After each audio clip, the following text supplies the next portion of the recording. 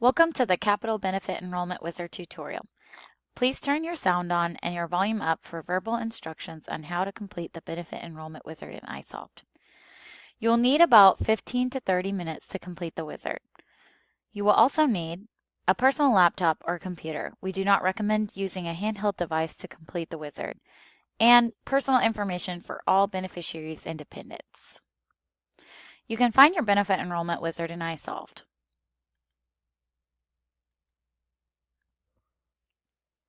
To access your Employee Self-Service or ESS account, navigate to myisolved.com in your browser of choice. We recommend using Google Chrome.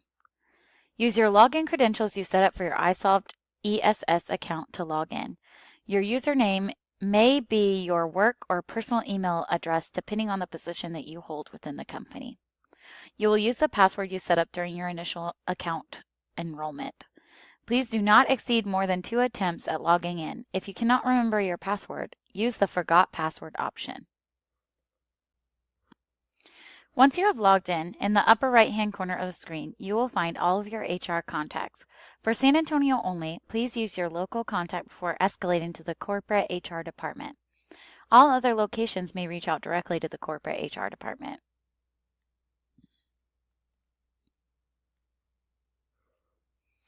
On the left-hand side of the screen, you will see Employee Management is highlighted, but there are no menu options.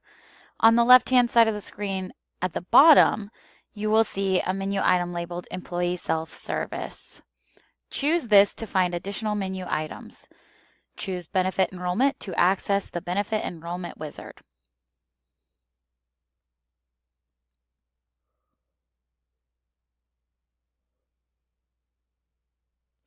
This is where you will choose your benefit elections.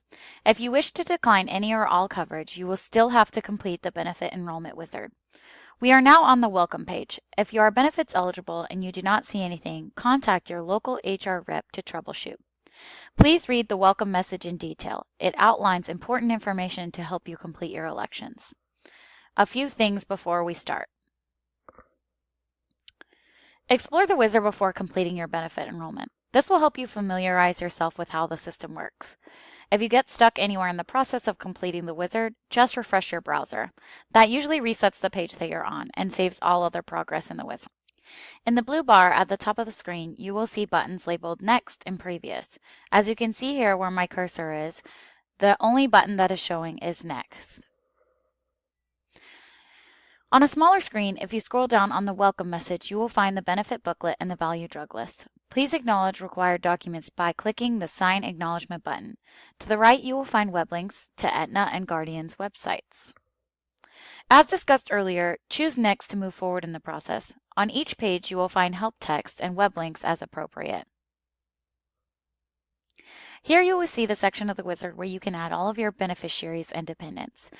To add a new individual, choose Add New and complete the required fields. To update an existing entry, click on the individual's name to highlight orange, just like I did. Then choose Edit in the blue bar below their name.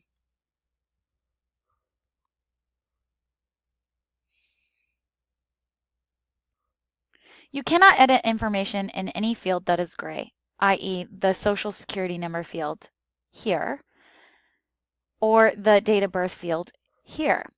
However, you are able to edit fields that are white. If you need to update a Social Security number or a date of birth, you will use the Update Social Security Number or Update Date of Birth field below the grayed out fields.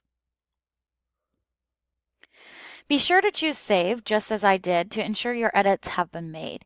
To save time, I've added my individuals already. Let's move forward.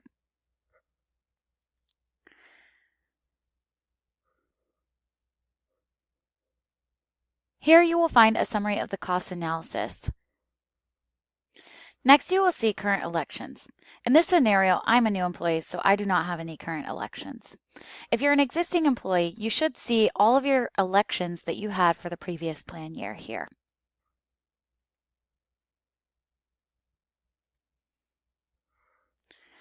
Here's where I select my medical coverage. I'm going to choose the Buy Up option, and the level of coverage will be Employee plus Family.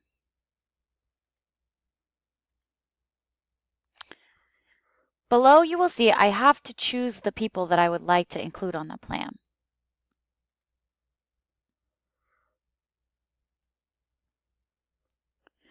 You will see once I've made a selection, my cost per pay period will show up on the left-hand side of the screen, here. You can click on the text here to jump from one section to another within the wizard if you would like. If you would like to elect the DHMO dental plan or the managed dental care plan, you must go to guardiananytime.com to find a provider in the network that is classified as a primary care dentist or a PCD. We will explore this now to find a PCD. Go to guardiananytime.com, choose Find a Provider, choose Search Providers, and you have to choose the plan that you're looking for the provider. So I'm going to choose Managed Dental Care, DHMO/prepaid. I'm going to put in my zip code and choose my location. You can change the miles around the area where you'd like to look for the dentist if you want to expand your area of coverage and try to find another dentist that's maybe closer to work. Below here, you can actually set primary care dentists only so that the only people that come up on the list, or the dentists that come up on the list, are primary care providers. I am going to use Castle Dental at Breaker Lane. I'm going to copy this 7-digit PCD ID number, and I'm going to enter that in iSolved. So I'm going to go back to the iSolved Benefit Enrollment Wizard. I'm going to choose Managed Dental Care, or DHMO. I'm going to choose my level of coverage, Employee plus Family. And I'm going to paste this number in the Primary Care Physician field. Since I chose Employee plus Family, I have to include these individuals below. And I will also paste the same PCD ID number here. Here you will find vision coverage. I'm going to go ahead and select Vision for Employee plus Family. And then I have to choose to include the individuals that I'd like on the plan. Here you will see the company-sponsored Life AD&D policy. All you need to do is assign your beneficiaries as appropriate. You will need to have at least one primary and one contingent beneficiary. Your primary beneficiary will get 100%. You may add more than one primary beneficiary and split the percentage as you prefer. The total must add back up to 100%. Your contingent beneficiary will get 100% unless you choose to split this as well.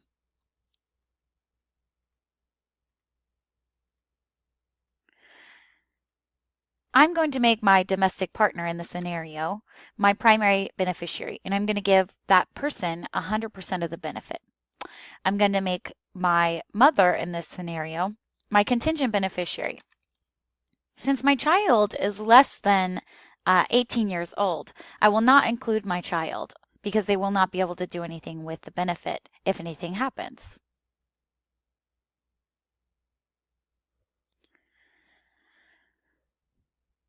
Here you will see voluntary life AD&D coverage. The same guidelines apply here. I'm going to elect $100,000 in benefit for myself. If you didn't elect any of the insurance policies, the life AD&D and the short-term disability, upon employment, what you might have to do is an evidence of insurability, or an EOI. And then you'll submit this to Guardian. They'll determine whether you can be covered at the amount that you choose, and at that point, we'll solidify your benefits. You can find the EOI right here in the links provided. If you click on Evidence of Insurability, you'll be able to fill out the questionnaire there. Like the company-sponsored Basic Life, I'm going to go ahead and choose my beneficiaries here.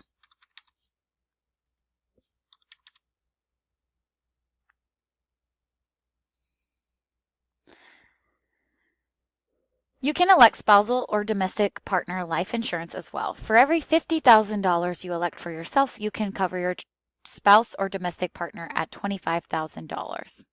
Since I elected $100,000 for myself, I can elect up to $50,000 for my domestic partner.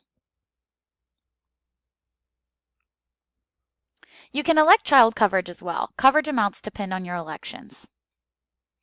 I'm going to elect the max benefit. Since I chose $100,000 for myself, I can cover my child at $10,000.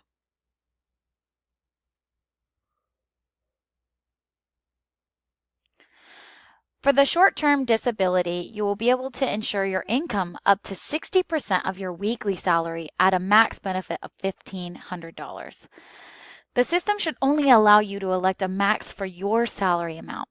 You can actually calculate the projected amount by taking your annual salary or projected annual salary, dividing this number by 52 weeks in a year, and multiplying the resulting number by 0.6, excuse me.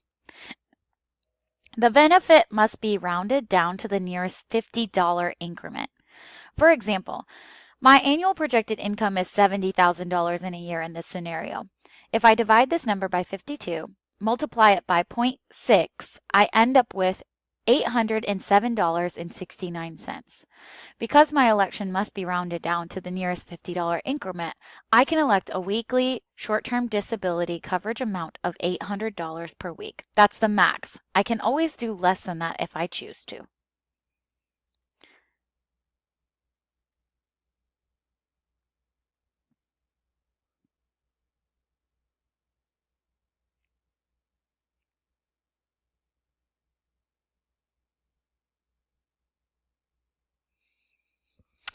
At the end of the wizard, you must select Submit My Benefits.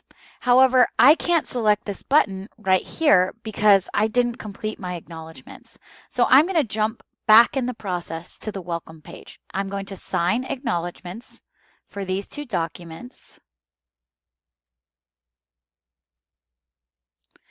And I'm going to go ahead and jump all the way to the benefit confirmation.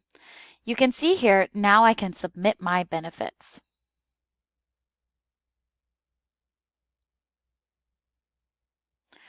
I can see a printable version of all of my benefit elections. Thank you for watching this video, and please reach out to your local HR contact if you need any assistance in completing your benefit elections.